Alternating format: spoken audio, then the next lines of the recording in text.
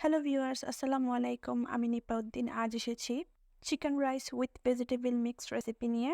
রেসিপিটি ইজিলিভাবে আজ আমি আপনাদেরকে শেখাবো। সো প্রথমে এখানে আমি নিয়েছি কয়েকটি টমেটো কিউব করে, তারপর নিয়েছি শসা কিউব করে, আর সাথে রয়েছে কিছু পেঁয়াজ কুচি। এবার কড়াইয়ের মধ্যে তেলের উপর পেঁয়াজ কুচি ও কাঁচামরিচ কুচি ঢেলে দিয়েছি স্বাদ মতো কিছু লবণ।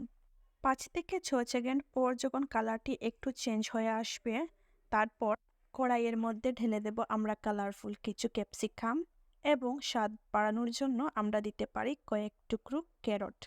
আপনারা চাইলে অন্যান্য ভেজিটেবলসও মিক্স করে দিতে পারেন।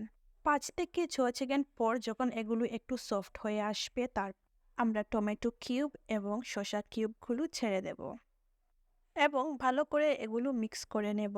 এখানে কোনো পানি ইউজ করতে হবে না, কারণ শসা এবং টমেটোর পানি আপনা আপনি বের হয়ে ভেজিটেবলসগুলো সফট হয়ে যাবে।